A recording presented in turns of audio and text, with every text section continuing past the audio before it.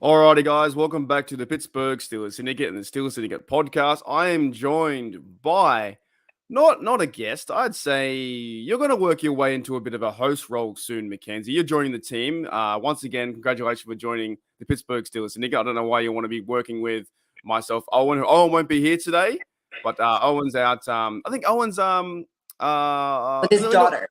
yeah, I think his daughter's doing some singing.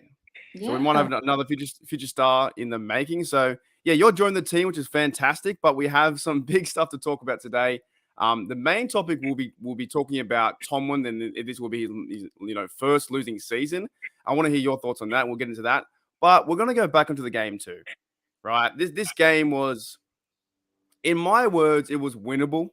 I thought the Steelers had a big chance to beat the Ravens and improve to would have been 6-7 chance of the playoffs. Now playoffs aren't out of it yet. We have a 0.1% chance, or 1% chance to make it. I think there are a lot of things that happen, but the minute that Kenny went down, like, what were your thoughts when Kenny went down? Because to me, I was like, that sucks. Like, I hope Kenny's okay. Now it is protocol, and he's actually walking around today and stuff like that. So I don't know if he's going to be out or not. But what was the thoughts when he went? What was the thoughts when he went down? Honestly, I think I remember exactly what happened. My stream was going in and out, right? And then all of a sudden, it like cuts forward, and it's like, Mitchell Trubisky was warming up on the sideline, and I literally screamed. I was like, no! Like, I'm telling you, I was like, we're gonna lose. We're gonna lose. What? Like, why would you scream? What's wrong with Mitchell Trubisky coming into town? What happened? He had a good first drive though, right? The first drive was pretty good. The rest of the play, I think he played pretty good football. It's the fact is though, he threw costly errors in the times where you need to go and score points. There was an interception from the 19, interception from the 29. And another interception from the 46, right? So you had little faith for him in the game, or was like, I was shocked the first drive, but as things progressed, what happened? Okay, exactly what you said. I was optimistic at first. I even was tweeting about it. At first I said, oh no, this is going to be terrible with Mitch. Oh, I spoke too soon. What a great pass to Pickens that was. I think Mitchell did a great job of targeting Pickens more, seeing him more in the offense that we didn't see when Mitch was starting earlier in the season. However, when he started throwing the picks, I started losing it one by one. First pick, okay, that's fine. Second pick, you got to be kidding me. Third pick, I'm done. That's pretty much what it was. It was like it was up and then down and then up and then just. It was something to witness, and of course, a lot of the Kenny haters out there will say, well, Kenny Pickett threw 3 picks against the Jets, which he did, but that was his first start or first game in the NFL, coming in at halftime where Trubisky struggled there too. Trubisky has struggled, in my opinion, throughout the whole thing, right? From the very beginning that Trubisky's been playing, it hasn't been the best. The only good game I've seen him play was against the Bucks, right? And he's meant to come in and back up. He's meant to be a veteran. And you're like, he's doing so well. Like, that was a great pass to Pickens, 50-50 ball, goes on the field.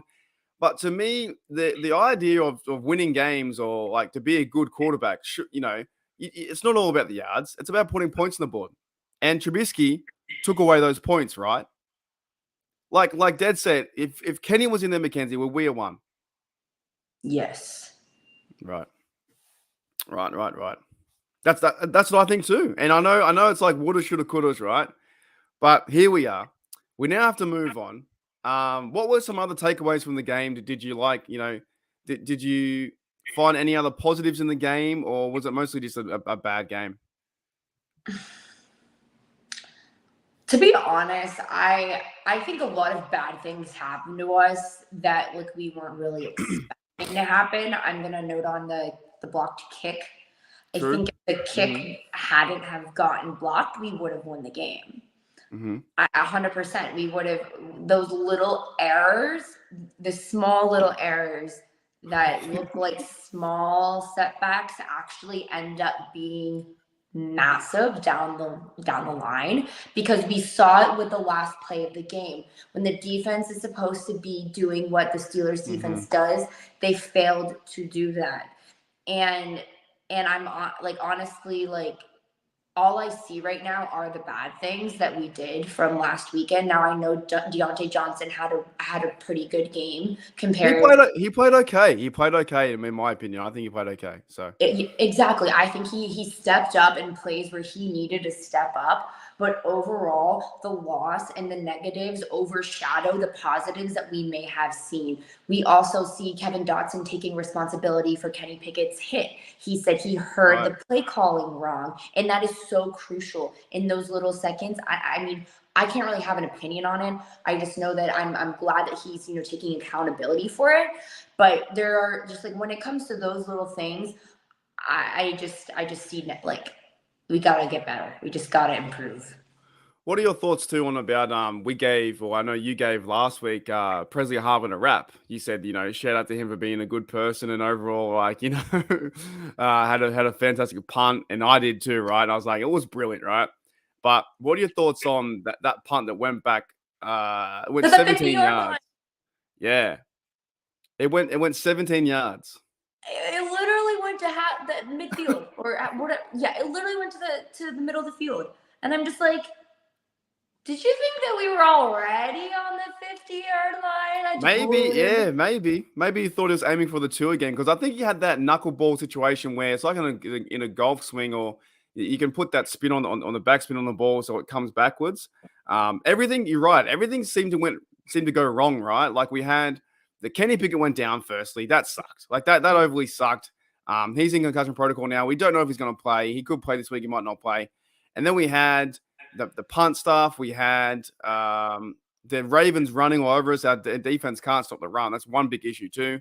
And then Trubisky had a big drive and then threw three in a row. And for half the game, the Steelers were pretty much down by 6, right? So it was always winnable. And with this loss, obviously you can't win the AFC North. But now there's 4 games to go. And I want to get into this because me and Owen were talking about this kind of stuff and the tanking, and everyone's like, we wanted to lose, yada, yada, yada. But with Mike Tomlin, and as the title says, do you think he'll finish with a losing season record? Is this the first chance, or do we have to win out 4 in a row? I know it's a hard question because, like, the easy answer is yes, he will finish with a losing record.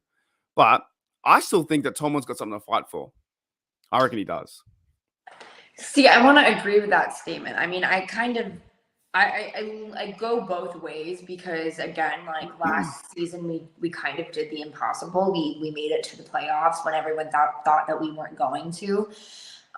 So I don't want to count out Mike Tomlin. However, the way that things are looking right now, like, if Kenny doesn't come back, if we have Kenny Pickett playing the rest of the games, then I'm going to say, yeah, there's a good chance that we can actually win out. However, it looks like a mess right now. Like, in my eyes, they're talking about, Mason Rudolph coming back into the picture. And, part of me is like, I want Mason to come back into the picture because I kind of think he is better than Mitchell Trubisky. And if Kenny can't play, I don't want Mitchell Trubisky next weekend. Like, I just think that a lot of little things need to happen to make us to win the rest. Do you think they gave Mason Rudolph a fair shot this season?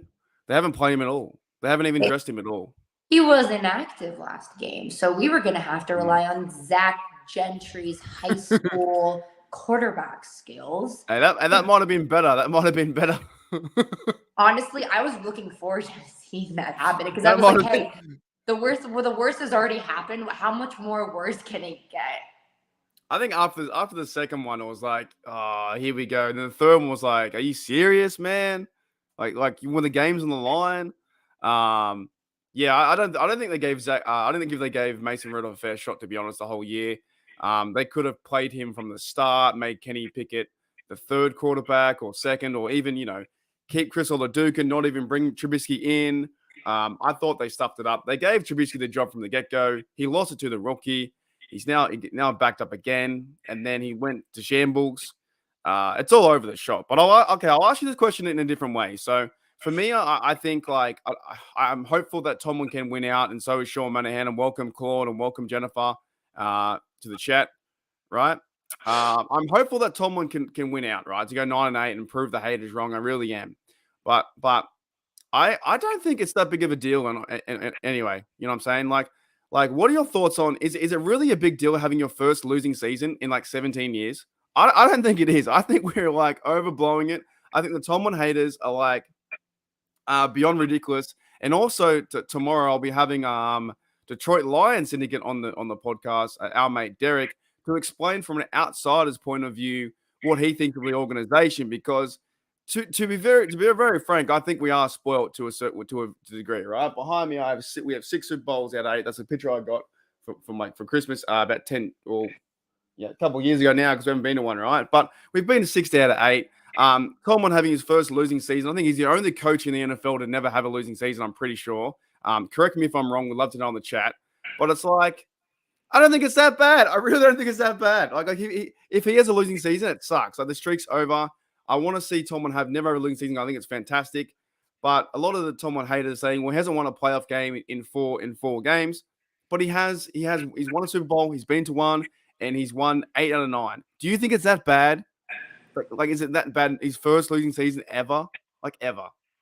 No, I honestly, if you like look at it as like a bigger picture, I don't think it's that big of a deal. But when you talk to someone like my brother, who's nearly 50 years old and has been watching the Steelers his whole life, he begs to differ. He thinks that Tomlin should go. So it's one of those things where you got to give him the benefit of the doubt. You had 15 seasons of winning, and now you have your first losing. And it's like, hey, it's pretty good, you know? So I don't know how much. I mean, we're gonna have to wait and see, honestly. But I think that we shouldn't fire him. It's too early to even make that call. You know, give him the credit where it's due. No other coach, I think, has ever done what he's done. So yeah, that's it. No, and I'll get into your comment in a minute, Sean. But I just want to bring up, like, I really don't think it's that big of a deal, and I'll explain why. So Tomlin has been a coach for 16 years, right? And it's to win. Here's the argument I hear all the time, right? I hear all the time is that, you know, the Pittsburgh Steelers are about winning Super Bowls, okay? It's Super Bowl or nothing, okay? But to me, Tomlin gives you the best chance, or has given you a great chance to get to the playoffs. And how do you get to the Super Bowl? You win games, right? Yeah. You win games. So, and not having a losing record, what does that allow you to do, Mackenzie? Not having a losing record, you go to the playoffs. Go to the playoffs, right? So how do you win with these people? How do you win with these people? They say it's all about Super Bowls, right? Well, they do not like that stat. Never had a losing season. If you don't have a losing season, there's a very, very big chance you're going to the playoffs. And what do those playoffs entail? You have a chance in the dance. Winning the Super Bowl, yeah. Right? So I'm kind of like, that's the argument. Of course, another argument is too, 16 years ago, it was Bills players. I disagree with that 110%. It wasn't Bills players. They're Tomlin's players. They're Tomlin's players on the team. All right? And also, it's a whole thing. There's so much like blame to be had just on Tomlin for the one guy just being on the team himself, because he's the head coach. He's in the spotlight. The minute we're doing well and we win 3-1 out of the bye, the Fire Tomlin crowd is silent, absolutely quiet. You could hear a pin drop out of nowhere. They're silent, right? But the minute we lose a few games, I think a lot of Steel fan base has no adversity. Like that's what I'm saying. I don't think it's that bad. If Tomlin has a losing season like this season, out of 16 seasons, Mike Tomlin, and we've been watching Steeler games, if you just take you're not saying like, you know, because also, right, here's a point too. We watch the team regardless, don't we? Every single week, we see him win, we see him lose, right? So in 16 years, myself and you, Mackenzie, and Steeler fans all around the world have seen Mike Tomlin win 159 games. And we've been sad or pissed off 93 games. And also we've been confused 2 games. He has a record of 159 wins, 93 losses, and 2 ties. How is that bad? How is that him being a bad coach? I do not understand. Please help me. I couldn't answer that question for you, because the stats will show that his method works, and we can't sit here and say it's the same that it was when he took over the team 16 years ago. It is a completely different ballgame now. Exactly. It's a completely different ballgame now. And I credit him so much for him making it this far without losing. Granted, how much of a change and how much the NFL has adapted over the years. It's incredible to see. The rules have changed. The players have changed. Everything has changed. 16 years is a very long time. Yeah. Shoot. Our lives have changed with the introduction of the iPhone. With the introduction, I could talk to you overseas in California. You know what I'm saying? Like these things, it boggles my mind because they say, well, the Tomlin fan club loves. Like me, I support him because he's our coach. I think he's a really good coach. And we'll talk tomorrow to Derek, and many people would be very happy to see him be cut and picked up by another team. But you got to give him credit where credit is due, and that is 159 wins, 93 losses. So he's in front.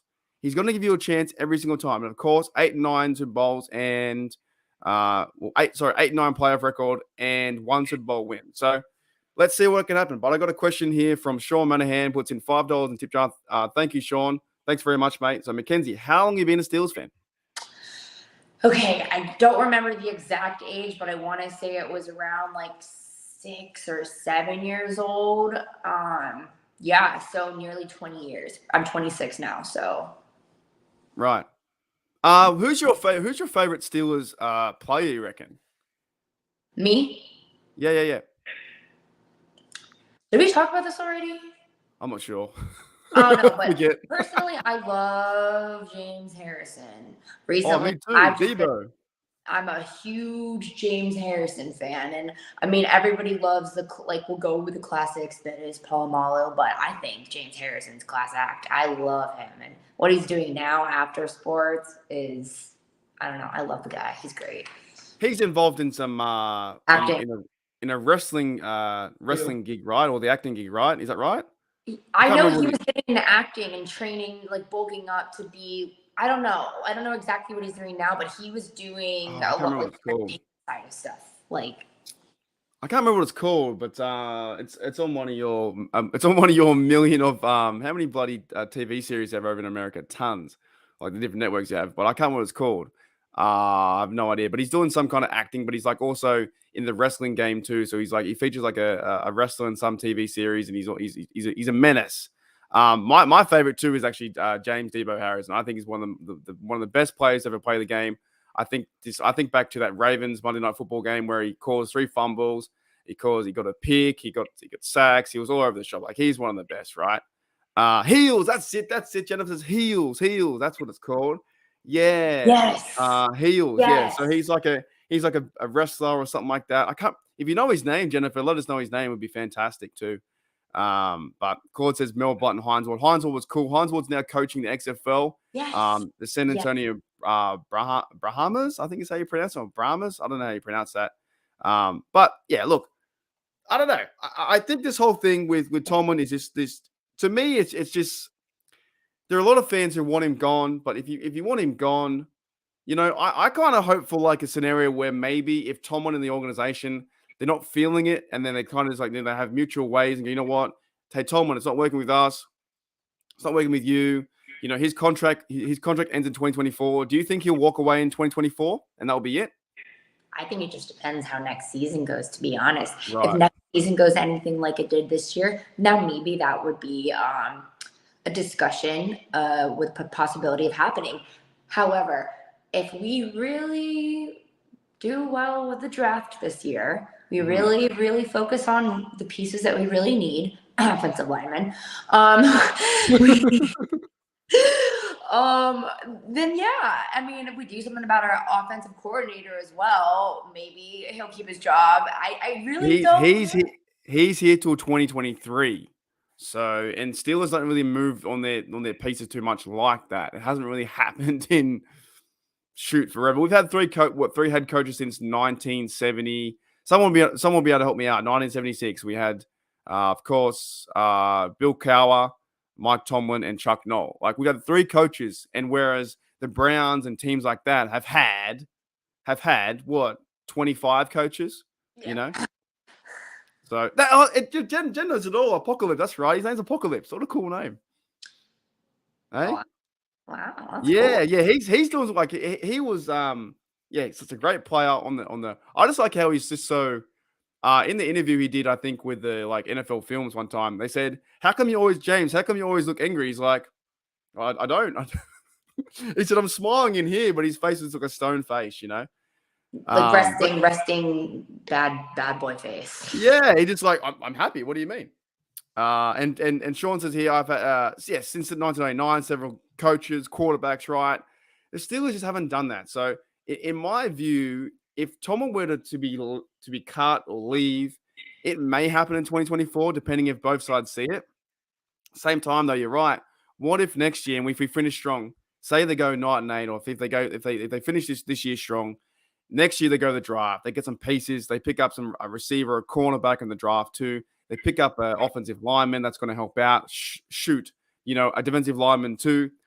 Pick up some people like that, and then Tomlin's got like they always say, well, it's never been Tomlin's team. It was Cowers, it was Big Ben's. Now it could be Tomlin's team, and he's only like 51 years old or something like that. Or, he's pretty young. He might stick around, and he might see the future that is Kenny Pickett. I agree. I mean, like, how old is Bill Belichick? Let's not forget how old Bill Belichick is and all that Bill Belichick is. 60 something.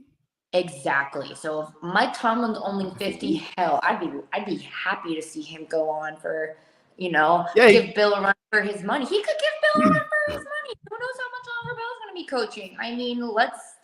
Hey, I'm here for it. If things can continue to adapt, if they can really adapt as a team and grow like the NFL is and keep up with the other teams as they are excelling, yeah, let's do it. Let's keep him around. So I just checked there. So Mike Tomlin is 50 years old. I think he turned 50 this year or last year or whatever it was. But what are your thoughts then if say he's going to go on a run and he makes can Kenny be his guy? And people are a bit worried about the concussions. But to me, I think ever since the Tua injury, they check for concussion every hit now. And then when you go into protocol, you got to go out. So he might not even have one. So you think Kenny can be the guy for next year or coming up? I think so too. I mean, I think they really did a good job of, showing us how much they love Kenny from the get-go, right? So if Mike Tomlin's plan isn't to put Kenny in a position to have this be their team, then I don't know what else he was doing. Like, why, you know what I mean? Like, they've invested so much into him, like getting him. And he wanted to come to Pittsburgh already. And I think with a quarterback like him, who's already super invested in the city, Pittsburgh, as it is, I think that's a huge benefit that we have to our advantage. And Mike Tomlin could really do a good job of really making this his team for the next 10 years and building his team, not just taking over players that have been developed before his time.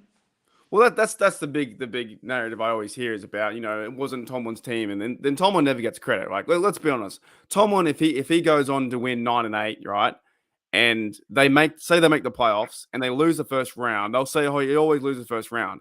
But in my opinion, it'd be like, you just got this rookie team that started with Trubisky, that had no TJ Watt, that had no Minka for some games, that had players out, injuries, and rookie guys and Pickens, being a bit of a bonehead sometimes.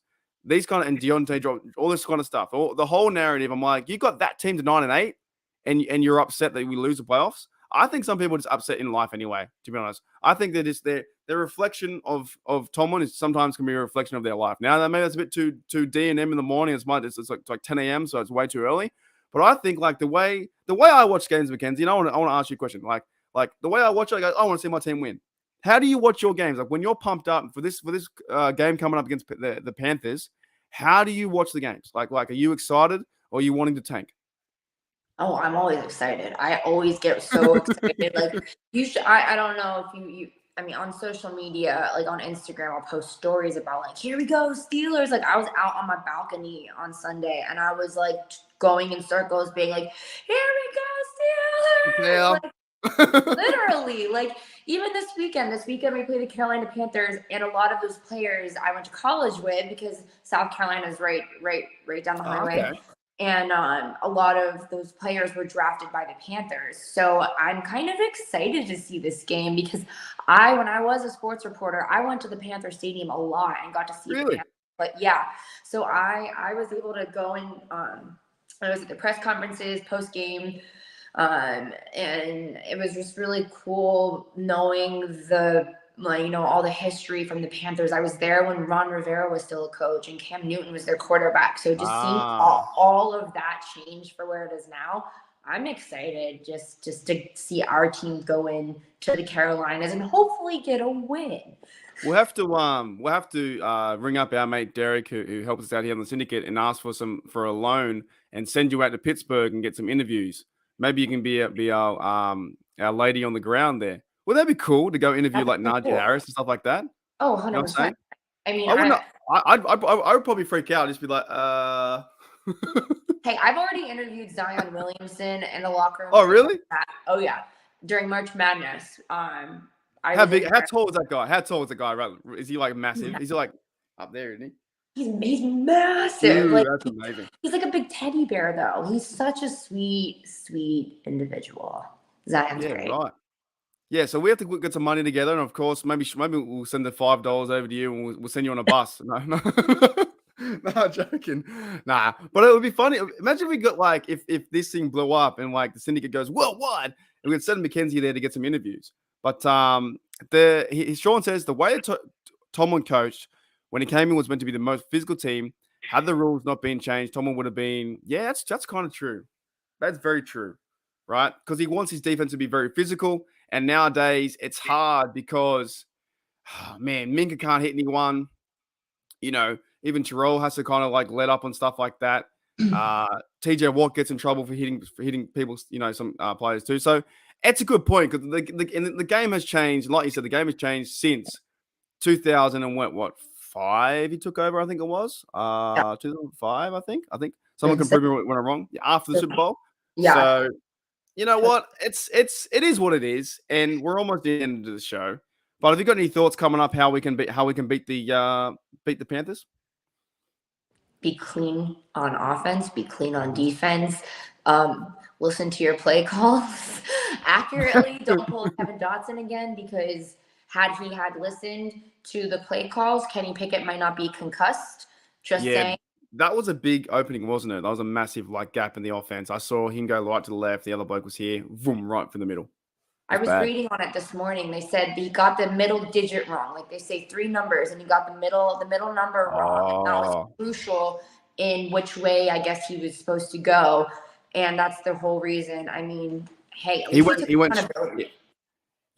straight to the left, and I think the center Mason Cole stayed, and then the guy went right down the guts. And I was like, wow. But Kenny also, too, I thought that hit. What are your thoughts of that hit, too? Did you think it was like illegal? He grabbed the face mask. I thought the physicality was okay, but he did grab the face mask and twist. I didn't see it live. I only saw replays. So, I mean, when I saw it, it looked like he hit his head pretty bad. But yeah, he grabbed it and went like twist like that, too. So. Did he get it? Was there a penalty called? No, there was no penalty called. That's the thing.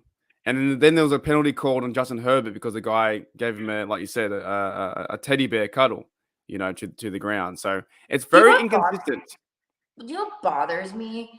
We saw 3 quarterbacks go out this weekend that are out. 2 of them are out for the season. This concerns me. I understand it's a physical sport, but a lot of guys are getting injured this season, and I feel like there's a lot more injuries. I don't know. I feel like it feels like there's more injuries this season than we've seen in the past, especially with our main players. I don't know. It does feel like that, and you kind of think back to I'm not dissing the strength and conditioning coaches or whatnot or stuff like that, right? Or the medical guys, but Kyler Murray went out last week, dead set, just ran up, and it was a non-physical injury. I kind of wonder, what are they training? How are they, are they doing enough in preseason, or are they playing enough reps, stuff like that? Because even the practices now too, you talk about Mike Tomlin having a change in philosophy, or maybe over the years, the practice have changed too. You can only practice like once a week and pads or something like that. And there's tackle here and there. There's so many things to protect the player when they're not playing the game. But the minute they play the game, they're playing full speed, so it's different to practice. And I can't really comment on that because I'm not over there. I'm not seeing both sides of it. But I hear what you're saying too. Players are going left, right, out, and it sucks to see. It really does. One of our guys, Chris Wormley, got to I think he's torn his ACL, and now he's out for the season, and he won't be back. He has surgery. He's had surgery. Yeah, it breaks my heart. It really does. It just breaks my heart just to see. And Mike White had his second or third start, and now he's done. Yeah. What happened to him? I didn't see that one. What happened to him? It might have been this. Okay. According to Pat McAfee, he got annihilated, or he described it as a WWE slam, or the way he got hit was gnarly. I don't know, but apparently it was not good. Yeah, and it comes down to I think as well, maybe the quarterbacks now know they're getting protected, so they're not protecting themselves on certain hits. But it was always good with Big Ben because Big Ben's a bigger body as well. Guys try and hit him, it didn't really phase him. But Kenny he's not the most muscular dude or the biggest guy either, so he goes down pretty easily.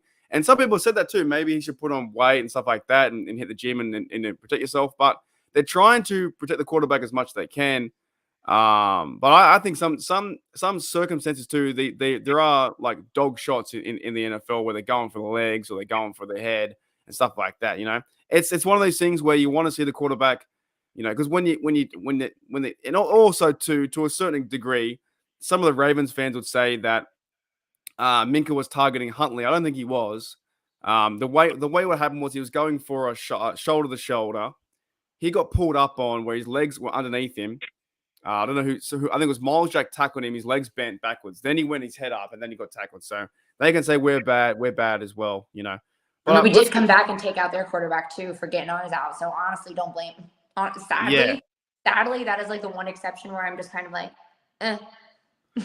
And then the thing is too, he went out. I don't think in that circumstance it was that bad, right? I don't think that was that bad. But I guess that's maybe my black and gold goggles. But let's get out of here, Mackenzie. What are your thoughts with this? Your final thoughts on the team and final thoughts for this week? Can we get this W and possibly increase our chances for the playoffs? They have to win this week. Yeah, I think we can win. Honestly, I think knowing the Panthers and knowing that their team's also in a little bit of a shambles, we have a better team than the Panthers, 100%. Again, it's a matter of executing. I think we can get the win. I hope we can crush. Honestly, I hope to see a dominant win, to be honest. Same. I'm expecting a dominant win. If I had to predict, I'd probably say 31-13. 31-13 would be fantastic. I'm saying the same thing. I think the Steelers don't have to worry about. This is the one example you don't need to worry about what they do. Just worry about what you do. If Trubisky is playing, don't throw the interceptions. If it's Rudolph, don't do what Trubisky did. If it's Kenny Pickett, just keep playing the way you're playing, right? Keep running the football. Keep play action pass. Keep feeding the football to Muth. I think Muth had a bit of a foot injury too, but he'll be out of it, right? If it's a defense, can someone stop the run, please? Someone stop the run. But yeah, thanks, Mackenzie, for joining us again on the Pittsburgh Steelers Syndicate. I thank you guys in the live chat as well. It's been fantastic. More of a short episode today, and tomorrow we'll be getting an outsider view on our Steelers from the Detroit Lions Syndicate and our mate Derek, who's probably going to say some words that we don't want to hear. A lot of Steel fans don't want to hear for us being spoiled. We have 6 Super Bowls. The Lions have 0, and the Lions are playing really good football right now. And I've talked to Derek about this stuff numerous times, and he says, Mark, you're spoiled. Like you've had so much success, and some teams never won one. There are still 12 teams in the NFL that, Mackenzie, they haven't won one. Just 12. And we're worried about Tomlin having one? Come on. I've heard people say that to me too. Like, well, you're used to winning. Us Raiders fans aren't out here. That's what they say. It's like, us Raiders fans aren't used to any of this shit. You guys are, And I'm like, yeah. Right. And the LA Rams won one last year. Now the Rams in LA are going terrible and Stafford's out and stuff like that. You look back to the Buffalo in a row. I still find that comical. You look to our AFC North opponents. The Bengals are 0-3, right? You know, you look to who else in there? Minnesota Vikings have been to 4 in their lifetime. They've lost 0. So how bad can Mike Tomlin be to go out there and at least have one of them or 1 out of 2? Which if Rashad Mendenhall didn't fumble that football, we would have had 2 versus the Green Bay Packers. I'm just saying it's not. If Tomlin finishes with a losing record, it's not that bad in my opinion. All right, guys, we'll see you later. As always, guys, here we go, Steelers. Here we go. Thank you. Bye-bye.